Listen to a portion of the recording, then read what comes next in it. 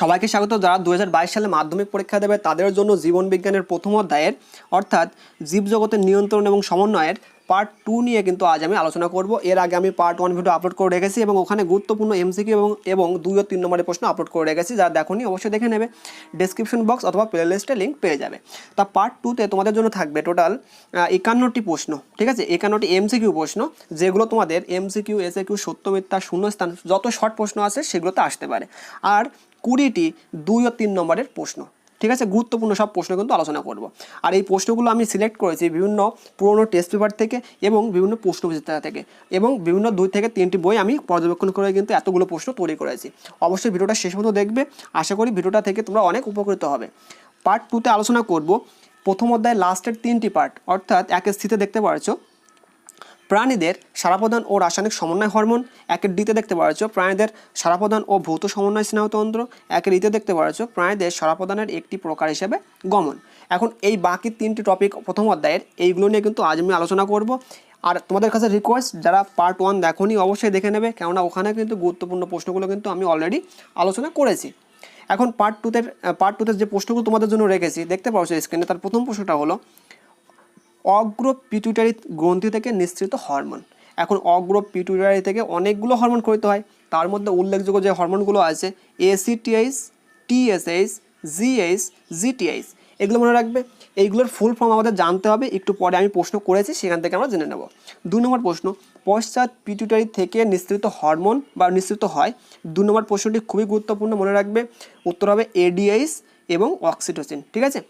এছাড়া মনে রাখবে এডিএইচ এর ফুল ফর্ম হলো অ্যান্টি ডাই ইউরোটিক হরমোন, আর এডিএইচ এর অপর নাম হলো ভেসোপ্রেসিন, ঠিক আছে। এটা কিন্তু অনেক এমসিকিউতে চলে আসে, কিন্তু ভালোভাবে প্র্যাকটিস করবে। ক্লিয়ার? এবার 3 নম্বর প্রশ্ন, থাইরয়েড গ্রন্থি থেকে নিঃসৃত একটি হরমোন হলো, উত্তর হবে থাইরক্সিন। 4 নম্বর প্রশ্ন, ডায়াবেটিস মেলিটাস বা মধুমেহ রোগের কারণ হলো, উত্তর হবে ইনসুলিনের কম ক্ষরণে।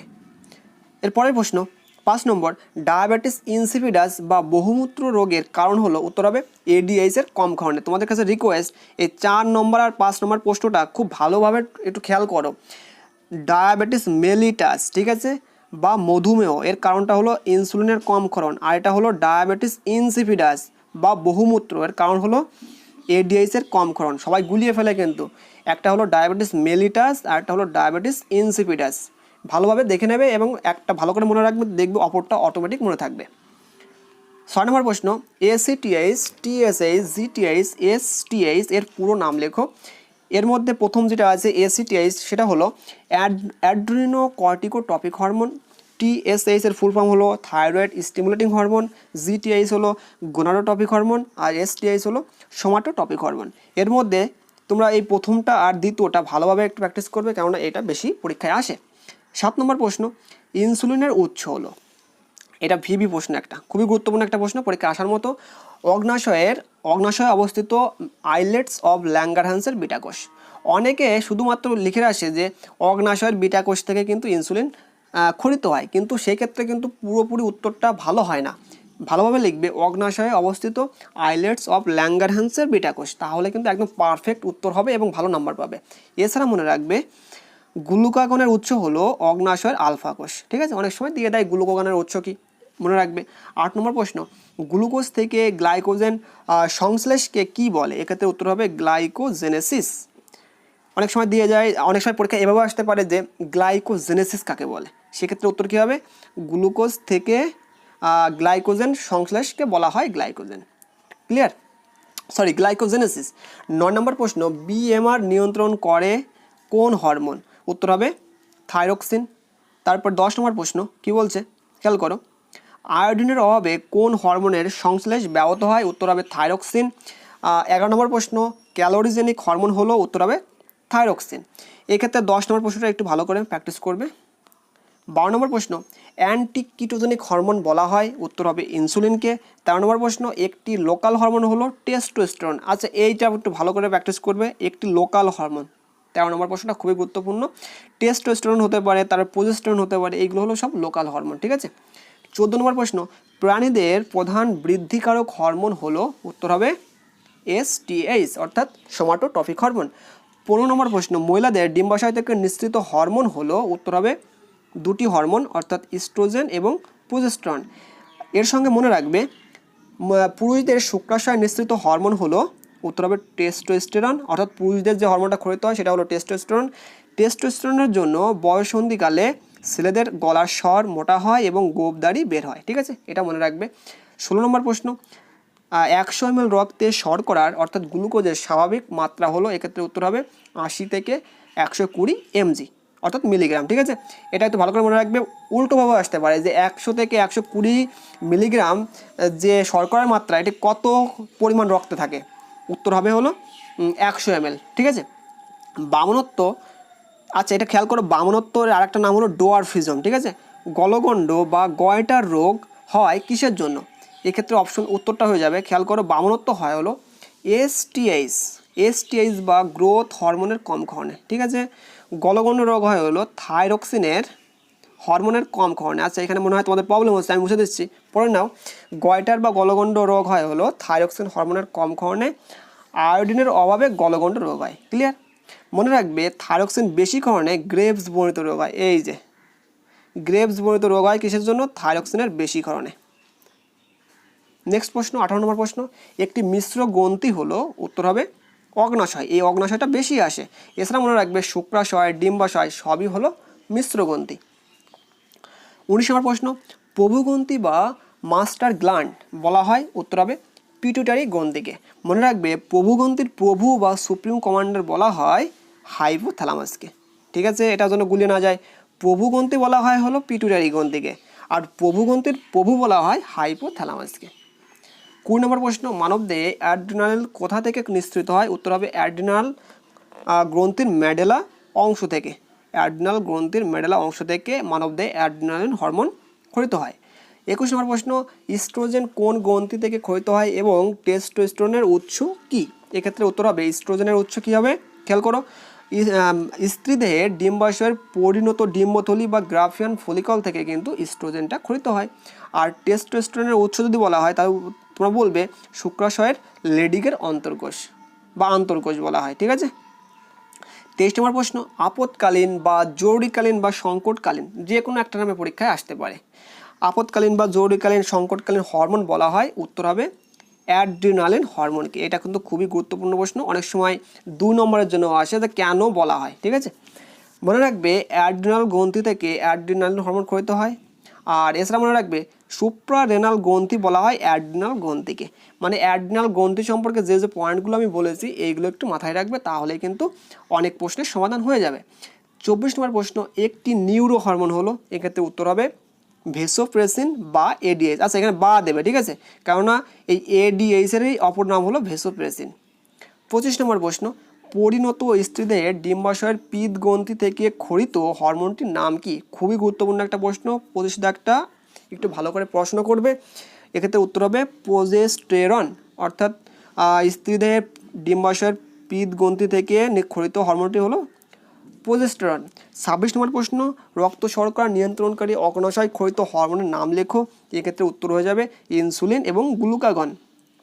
27 নম্বর প্রশ্ন, মানুষের অক্ষিগোলকের যে অংশটি আলোক সুবেদী তা হলো রেটিনা, এটাও খুবই ভালো একটা প্রশ্ন, অনেক সময় এমসিকিউ অথবা সত্য মিথ্যা শূন্যস্থানে দিয়ে দেয়।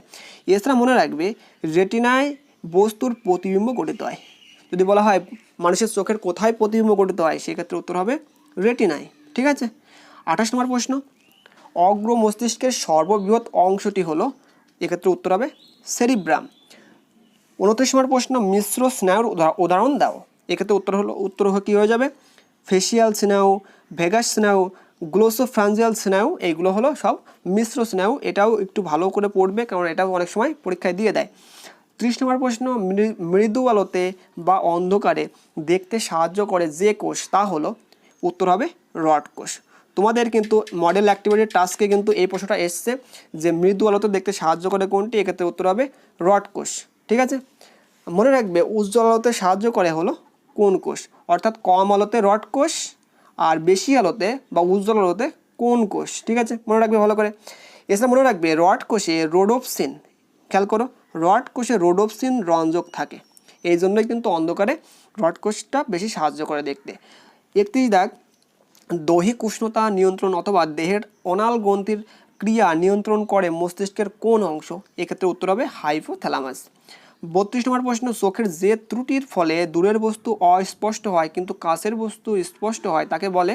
এক্ষেত্রে উত্তর হয়ে যাবে মায়োপিয়া বা রসদৃষ্টি, বা অনেকে স্বল্প দৃষ্টিও বলে। ঠিক আছে, তাহলে আমরা বুঝতে পারলাম যে মায়োপিয়া মানে হলো কাছের দৃষ্টি ঠিক থাকে কিন্তু দূরের মানে দৃষ্টি বা দূরের জিনিস ভালোভাবে দেখা যায় না। আচ্ছা, প্রতিকারের উপায়টা আমাদের পড়তে হবে, অবতল লেন্সযুক্ত চশমা ব্যবহার করতে হবে। তাহলে আমরা কী বুঝলাম, মায়োপিয়া যে রোগ আছে চোখের, এই ত্রুটি দূর করার জন্য আমাদের অবতল লেন্সযুক্ত চশমা ব্যবহার করতে হবে, অর্থাৎ ঋণাত্মক ক্ষমতাযুক্ত চশমা ব্যবহার করতে হবে। ঠিক আছে, পরের প্রশ্ন 33 নম্বর প্রশ্ন, মস্তিষ্কের কোন অংশ মানসিক আবেগ, ভয়, লজ্জা, ক্রোধ, পীড়ন, চাপ, তাপ, ভালোবাসা ইত্যাদি নিয়ন্ত্রণে সাহায্য করে? এক্ষেত্রে উত্তর হবে থ্যালামাস। আচ্ছা, তোমাদের বলে রাখি, এই যে 32 নম্বর প্রশ্ন, চোখের যে ত্রুটির ফলে দূরের বস্তু অস্পষ্ট হয় অর্থাৎ দেখা যায় না ভালো কিন্তু কাছের বস্তু স্পষ্ট হয় তাকে বলা হয় মায়োপিয়া। এর সঙ্গে মনে রাখবে, যে ত্রুটিগ্রস্ত চোখ দূরের জিনিস ভালো দেখতে পারে কিন্তু কাছের জিনিস অস্পষ্ট দেখে তাকে বলা হয় হাইপারমেট্রোপিয়া। আর ওই হাইপারমেট্রোপিয়ার ত্রুটি দূর করার জন্য উত্তল লেন্সযুক্ত চশমা ব্যবহার করতে হবে, অর্থাৎ ধনাত্মক লেন্সযুক্ত চশমা ব্যবহার করতে হবে। ক্লিয়ার? এটা মনে রাখবে। আমার একটু প্রবলেম হয়েছে, আমি ভুলে গেছিলাম, তাই আমি রিপিট করলাম। নেক্সট প্রশ্ন, অর্থাৎ 33 হয়েছে, এবার আমরা 34 আলোচনা করব। মস্তিষ্কের কোন অংশ দেহের ভারসাম্য রক্ষা করে? খুবই গুরুত্বপূর্ণ একটা প্রশ্ন। উত্তর হবে লঘু মস্তিষ্ক। মনে রাখবে, শ্বাসকর্য, লালাক্ষরণ, মূত্রত্যাগ নিয়ন্ত্রণ করে মস্তিষ্কের যে অংশ তা হলো পঞ্চ। এই পঞ্চের কাজটাও পড়ে রাখবে, অনেক সময় পরীক্ষায় দিয়ে দেয়। এছাড়াও মনে রাখবে, চিন্তা, স্মৃতি, বুদ্ধি ইত্যাদি মানসিক বোধ নিয়ন্ত্রণ করে কে?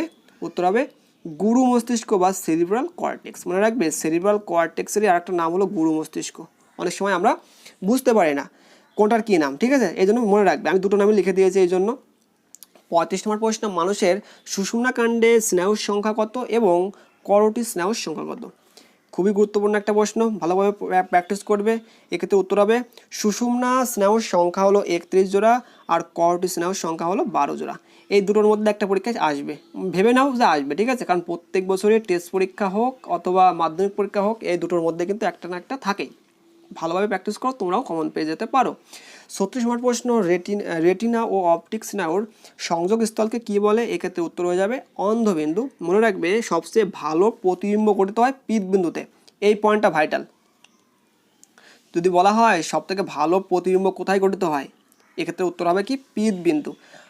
আর অন্ধবিন্দুতে কোনো প্রতিবিম্ব গঠিত হয় না, যার নাম অন্ধবিন্দু সেখানে আলো যাবে কি করে, এই জন্য ওখানে কোনো প্রতিবিম্ব হবে না। আর সবথেকে ভালো প্রতিবিম্ব হয় হলো পীতবিন্দুতে। 27 নম্বর প্রশ্ন কি বলছে, মানব মস্তিষ্কের ত্রিস্তর বিশিষ্ট, খেয়াল করো, ত্রিস্তর বিশিষ্ট বা ত্রিস্তরীয় ঝিল্লি আবরণীকে একত্রে কি বলা হয়? এক্ষেত্রে উত্তর হবে মেনিনজেস। পরীক্ষায় কিন্তু আসতে পারে মেনিনজেস কাকে বলে, সেক্ষেত্রে উত্তর হবে কিন্তু উল্টো, মানবদেহে মস্তিষ্কের ত্রিস্তর বিশিষ্ট বা ত্রিস্তরীয় ঝিল্লি আবরণীকে বলা হয় মেনিনজেস। ঠিক আছে, উল্টোভাবে পড়ে রাখবে, তাও কিন্তু পরীক্ষায় অনেকটাই সহজ হয়ে যাবে। 38 নম্বর প্রশ্ন, সুষুম্না কাণ্ডের কেন্দ্র গহ্বরে অবস্থিত তরলকে কি বলে? এক্ষেত্রে উত্তরটা হয়ে যাবে, যে তরলটা থাকে সুষুম্না কাণ্ডের ভিতরে, উত্তর হবে CSF। অনেক সময় পরীক্ষায় দিয়ে দেয় যে CSF এর ফুল ফর্ম লেখো, সেক্ষেত্রে উত্তর কী হবে? Cerebro spinal fluid. মনে রাখবে এটাও, দেখো আমি লিখে রেখেছি এখানে। মনে রাখবে CSF এর পুরো নাম কি, পরীক্ষায় কিন্তু আসতে পারে। এক্ষেত্রে উত্তরটা হয়ে যাবে এইটা, সেরিব্রো স্পাইনাল ফ্লুইড। 39 নম্বর প্রশ্ন, স্নায়ুতন্ত্রের গঠনগত কার্যগত এককের নাম কি? উত্তর হয়ে যাবে নিউরন। আচ্ছা, তোমাদের বলে রাখি, তোমাদের পরীক্ষায় কিন্তু মাধ্যমিক পরীক্ষায় নিউরনের একটি পরিষ্কার পরিচ্ছন্ন চিত্র এবং বিভিন্ন অংশের চিহ্নিতকরণ খুবই গুরুত্বপূর্ণ কিন্তু 2022 সালের মাধ্যমিক পরীক্ষার জন্য। অবশ্যই প্র্যাকটিস করবে। আমি কিন্তু তোমাদের জীবনবিজ্ঞানে কী কী চিত্র আসতে পারে সেগুলোকে নিয়ে কিন্তু একটা ভিডিও আপলোড করে রেখেছি অলরেডি। মাত্র 2টি চিত্র দিয়েছি, সেই 2টি চিত্র কিন্তু ভালো করে প্র্যাকটিস করো, ওই দুটো থেকে কমন পেয়ে যাবে। আচ্ছা, 39 দাগে যে মনে রাখবে বিষয়টা, নিউরনের কাজ হলো স্নায়ু উদ্দীপনা পরিবহন করা, এটা কিন্তু একটু পড়ে রাখবে। এরপরে 40 নম্বর প্রশ্ন, একটি নিউরো ট্রান্সমিটার হলো, উত্তর হবে অ্যাসিটাইল কোলিন। মনে রাখবে। 41 নম্বর প্রশ্ন, লঘু মস্তিষ্কের গোলার্ধগুলি যে অংশ দ্বারা যুক্ত থাকে তার নাম কি? উত্তর হবে ভার্মিস। ঠিক আছে, এটা কিন্তু ভার্মিস। আমার ভ আর ডটা এক হয়ে যায়, এই জন্য অনেকে বুঝতে পারে না, তোমরা বুঝে নিও, এটা হলো ভার্মিস। 42 নম্বর প্রশ্ন, মানুষের সপ্তম এবং দশম করোটিয় স্নায়ুর নাম কি? এক্ষেত্রে উত্তর কী হয়ে যাবে? সপ্তম করোটিয় স্নায়ু হলো ফেসিয়াল আর দশম করোটিয় স্নায়ু হলো ভেগাস। এই দশমের এইটা ভালো করে মনে রাখবে, এটা অনেক সময় দিয়ে দেয় পরীক্ষায়। 43 নম্বর প্রশ্ন, অ্যামিবা, প্যারামেসিয়াম এবং ইউগ্লিনার গমন অঙ্গের নাম কি? এক্ষেত্রে কিন্তু 43 নম্বরটা থেকে একটা প্রশ্ন কমন পেয়ে যেতে পারো, উত্তরটা দেখে নাও। অ্যামিবার গমন অঙ্গ হলো কি? সিউডোপোডিয়া বা ক্ষণপদ। মনে রাখবে ক্ষণপদেরই আরেকটা নাম হলো সিউডোপোডিয়া, ঠিক আছে। তারপরে প্যারামেসিয়ামের গমন অঙ্গ হলো সিলিয়া, দেখতে পাচ্ছ এখানে। ইউগ্লিনার গমন অঙ্গ হলো ফ্লাজেলা। এখান থেকে কিন্তু এই তিনটা থেকে কিন্তু একটা পরীক্ষায় কমন পেয়ে যেতে পারো, প্র্যাকটিস করে ভালো করে। 44 নম্বর প্রশ্ন, হাত বা পা ভাঁজ করার জন্য যে পেশি কাজ করে তা হলো ফ্লেক্সার, ঠিক আছে। মানে হাত পায়ে যে পেশি থাকে সেটা হলো ফ্লেক্সার। মনে রাখবে ফ্লেক্সার পেশি এক ধরনের কঙ্কাল পেশি। এছাড়া মনে রাখবে কনুই এর অস্থিসন্ধি হলো কবজা সন্ধি। এখন যদি বলা হয় একটি কবজা সন্ধির উদাহরণ দাও, সেক্ষেত্রে উত্তর কী হবে? কনুইয়ের যে অস্থিসন্ধি তা হলো একটা কবজা সন্ধি। নেক্সট প্রশ্ন, মানুষের দৃষ্টি শক্তির পাল্লা কত? অর্থাৎ মানুষের দৃষ্টিশক্তির সীমানা কত? মনে রাখবে মানুষের দৃষ্টিশক্তির পাল্লা হলো 25 সেন্টিমিটার থেকে অসীম পর্যন্ত। এই 25 মানে কি? মানুষ সব থেকে ভালো দেখা শুরু করা হলো 25 সেন্টিমিটার থেকে, অর্থাৎ নিকট বিন্দু হলো 25 সেন্টিমিটার এবং দূর বিন্দু হলো অসীম পর্যন্ত, ঠিক আছে। তাহলে আমরা এখান থেকে অনেকগুলো প্রশ্ন তৈরি করতে পারি নিজেরাই। এরকম হতে পারতো যে মানুষের দৃষ্টির শক্তির নিকটতম বিন্দু কত? সেক্ষেত্রে উত্তর হবে 25 সেন্টিমিটার। পরীক্ষায় এরকমও আসতে পারতো মানুষের দৃষ্টির দূরপাল্লা কত, মানে বা অসীম, মানে অসীম পর্যন্ত যে দূরত্ব আছে তাকে কী বলা হয়? এটা হলো দূরবিন্দুর দূরত্ব, ক্লিয়ার। অর্থাৎ মানুষের দৃষ্টিশক্তির নিকট বিন্দু হলো 25 সেন্টিমিটার এবং দূরবিন্দু হলো অসীম পর্যন্ত। 46 নম্বর প্রশ্ন, একজন পূর্ণবয়স্ক মানুষের মস্তিষ্কের ওজন কত? এক্ষেত্রে উত্তর হবে 1.36 কেজি, ঠিক আছে। পরের প্রশ্ন 47 নম্বর প্রশ্ন, একনেত্র দৃষ্টি এবং দ্বিনেত্র দৃষ্টির উদাহরণ হলো? একনেত্র দৃষ্টি কাদের দেখা যায়? ব্যাঙ, গরু, ঘোড়া। আর দ্বিনেত্র দৃষ্টি কাদের দেখা যায়? মানুষ, বানর, বাঘ, বাজ পাখি, পেঁচা। মনে রাখবে যারা দুটি চোখ দিয়ে একটি মাত্র প্রতিবিম্ব দেখে তারা হলো, তাদের চোখের দৃষ্টির পাল্লা হলো বা দৃষ্টি হলো দ্বিনেত্র দৃষ্টি। আর যারা দুটি আলাদা আলাদা চোখ দিয়ে আলাদা আলাদা প্রতিবিম্ব দেখবে তাদের দৃষ্টি হলো একনেত্র দৃষ্টি, ক্লিয়ার। 48 নম্বর প্রশ্ন, গমনে অক্ষম প্রাণী হলো? এক্ষেত্রে উত্তর হবে স্পঞ্জ, সাগর কুসুম। 49 নম্বর প্রশ্ন, পায়রার লেজের পালককে কি বলে এবং এর সংখ্যা কত? খুবই গুরুত্বপূর্ণ একটা প্রশ্ন কিন্তু 49 নম্বর প্রশ্ন, ঠিক আছে। পায়রার লেজের পালককে বলে রেকট্রিসেস, ঠিক আছে। এই রেকট্রিসেস হলো লেজের দিকে থাকে এবং এর সংখ্যা হলো 12টি। পুষ্য পাখনা পায়রার, ঠিক আছে, একে বলে রেকট্রিসেস এবং সংখ্যা হলো 12টি। এছাড়া মনে রাখবে পায়রার ডানা গঠনকারী পালকগুলিকে রেমিজেস বলে। এটা কিন্তু খুবই গুরুত্বপূর্ণ একটা প্রশ্ন এবং রেমিজেসের সংখ্যা হলো 23টি, ক্লিয়ার। তাহলে কিন্তু এখান থেকে যে প্রশ্নগুলো আসতে পারে, আমি আবারও বলি যে পরীক্ষা এরকমও আসতে পারে যে রেকট্রিসেস কাকে বলে, এর সংখ্যা কত, অথবা এরকমও আসতে পারে রেমিজেস কাকে বলে, এর সংখ্যা কত। কী হবে তাহলে? পায়রার লেজের পালককে রেকট্রিসেস বলে এবং সংখ্যা হলো 12টি, আর পায়রার ডানার গঠনকারী পালকগুলোকে বলা হয় রেমিজেস এবং সংখ্যা হলো 23টি। এইভাবে লিখবে, তাই কিন্তু হয়ে যাবে। আর 50 নম্বর প্রশ্ন, কানের কোন অংশ দেহের ভারসাম্য রক্ষা করে? এক্ষেত্রে উত্তর হবে অন্তকর্ণের অর্ধচন্দ্রাকার নালী, ঠিক আছে, অটোলিট যন্ত্র যাকে বলি আমরা। অন্তকর্ণের অর্ধচন্দ্রাকার নালী বা অটোলিট যন্ত্র, এটা কিন্তু আমাদের দেহের ভারসাম্য রক্ষা করে। এছাড়া মনে রাখবে মস্তিষ্কের কিন্তু লঘু মস্তিষ্ক আমাদের ভারসাম্য রক্ষা করে, কিন্তু অন্তকর্ণের যে অর্ধচন্দ্রাকার নালী বা অটোলিট যন্ত্র আছে সেটিও কিন্তু আমাদের দেহের ভারসাম্য রক্ষা করে। 51 নম্বর প্রশ্ন, মানবদের ক্ষুদ্রতম এবং দীর্ঘতম অস্থির নাম কি? এক্ষেত্রে মনে রাখবে ক্ষুদ্রতম অস্থি হলো স্টেপিস এবং দীর্ঘতম অস্থি হলো ফিমার। এর মধ্যে দীর্ঘতম অস্থিটা পরীক্ষায় বেশি আসে, পড়ে রাখবে। আর এই প্রশ্নগুলো যদি ভালো করে প্র্যাকটিস করো তাহলে কিন্তু তোমরা পরবর্তী জীবনে যে চাকরি ক্ষেত্র আছে সেখানে কিন্তু অনেক প্রশ্ন সহজে তোমরা মনে রাখতে পারবে এবং চাকরি পরীক্ষার প্রশ্নগুলো সহজে তোমরা কমন পেয়ে যেতে পারো। এবার আলোচনা করব 2 ও 3 নম্বরের যে প্রশ্নগুলো পরীক্ষায় আসতে পারে সেইগুলো এবং গুরুত্বপূর্ণ সব প্রশ্নগুলো। তা 2 ও 3 নম্বরের জন্য যে প্রশ্নগুলো রেখেছি তার প্রথম প্রশ্নটা হলো অ্যাড্রিনালিন হরমোনকে আপদকালীন হরমোন বলে কেন? এটা খুবই গুরুত্বপূর্ণ একটা প্রশ্ন। 2 নম্বর, ইস্ট্রোজেন ও প্রোজেস্টেরন হরমোনের 2টি করে কাজ লেখো। টেস্টোস্টেরন হরমোনের 2টি কাজ লেখো। 3 নম্বর প্রশ্ন কি বলছে? ইনসুলিনের উৎস লেখো এবং কাজ লেখো। এটা একটু স্টার দিয়ে রাখবে, আমি ভিভিতে রেখেছি। আর 4 নম্বর প্রশ্ন জিটিএইচ টিএসএইচ এর কাজ লেখো। 5 নম্বর প্রশ্ন পিটুইটারিকে প্রভুগ্রন্থি বলে কেন? এই 5 নম্বর প্রশ্নটাও একটু স্টার দিয়ে রাখবে। আমি যেগুলো গুরুত্বপূর্ণ সেগুলো আমি ভিভিতে রেখেছি, তোমরা একটু দেখে নেবে। বহিকরা ও অন্তঃকরা গ্রন্থির মধ্যে পার্থক্য লেখো। এইটাও কিন্তু গুরুত্বপূর্ণ একটা প্রশ্ন, তোমরা বইয়ে পেয়ে যাবে। 7 নম্বর প্রশ্ন গোনাড বা জনন গ্রন্থি কি? মানবদেহের গোনাড নিঃসৃত হরমোনগুলি নাম এবং কাজ লেখো। 8 নম্বর প্রশ্ন প্রান্ত সন্নিকর্ষ কাকে বলে? স্নায়ু গ্রন্থি কি? এই 8 নম্বর প্রশ্নের মধ্যে এই প্রথম যে অংশ প্রান্ত সন্নিকর্ষ কাকে বলে, এটা কিন্তু বেশি গুরুত্বপূর্ণ এবং এর কাজটা ভালো করে পড়ে রাখবে। 9 নম্বর প্রশ্ন প্রতিবর্ত ক্রিয়া কাকে বলে? উদাহরণ দাও। প্রতিবর্ত চাপ কাকে বলে বা চাপ কি পড়বে। 10 নম্বর প্রশ্নটা গুরুত্বপূর্ণ, খুবই গুরুত্বপূর্ণ একটা প্রশ্ন, ভালো করে পড়বে। প্রতিবর্ত ক্রিয়া কীভাবে মানুষের প্রাত্যহিক বা দৈনন্দিন জীবনে সাহায্য করে, দুটি উদাহরণের সাহায্যে তা বুঝিয়ে দাও। খুবই গুরুত্বপূর্ণ একটা প্রশ্ন, 10 দাগেরটা ভালো করে প্র্যাকটিস করবে। 11 নম্বর প্রশ্ন সুষুম্না কাণ্ড ও লঘু মস্তিষ্কের কাজ লেখো। 12 নম্বর প্রশ্ন পিত্তবিন্দু কাকে বলে? সাইনাপসের কাজ লেখো। গুরু মস্তিষ্কের কাজ লেখো। 13 নম্বর প্রশ্ন নিম্নলিখিত ক্রিয়াগুলির মধ্যে কোনগুলি সহজাত বা কোনগুলি অর্জিত প্রতিবর্ত ক্রিয়া তা তালিকাভুক্ত করো।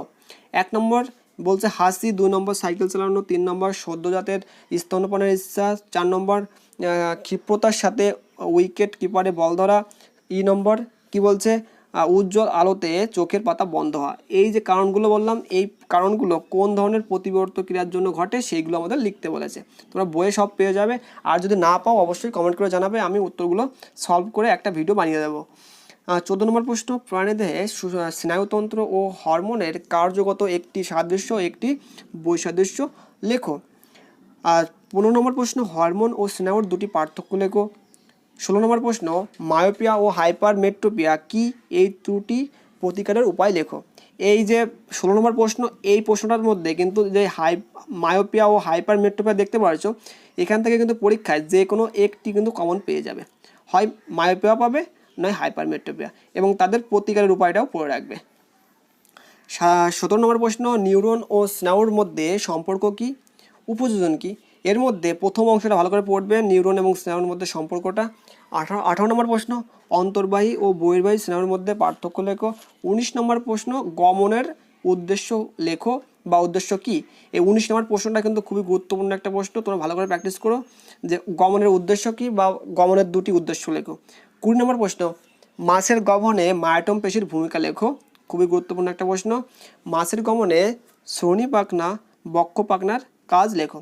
ঠিক আছে, এই যে 20টা প্রশ্ন তোমাদের 2 ও 3 নম্বরের জন্য রেখেছি, এইগুলো ভালো করে প্র্যাকটিস করো। এবং পার্ট 1-এর জন্য তোমাদের কিন্তু 10 থেকে 12টা আমি 2 থেকে 3 নম্বরের প্রশ্ন কিন্তু রেখেছিলাম, আলোচনা করেছিলাম।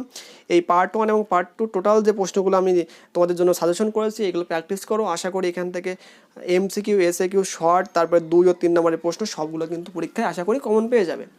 এবং যদি ভিডিওটা ভালো লাগে অবশ্যই লাইক কমেন্ট শেয়ার করো। আর বলে রাখি তোমাদের প্রথম অধ্যায় থেকে নিউরনের যে চিত্রটা আছে এবং চোখের চিত্র আছে, এই দুটো চিত্র একটু প্র্যাকটিস করবে। এর মধ্যে নিউরনের চিত্রটা বেশি প্র্যাকটিস করবে, ক্লিয়ার? তাহলে কিন্তু পরীক্ষায় টোটাল এই অধ্যায় থেকে যে 20 নম্বর, সেই 20 নম্বরের মধ্যে কিন্তু তোমরা মোটামুটি 20-তে 20 পেতে পারো, অথবা 18-19 কিন্তু পেয়ে যেতে পারো। ধন্যবাদ সবাইকে ভিডিওটা সম্পূর্ণ দেখার জন্য।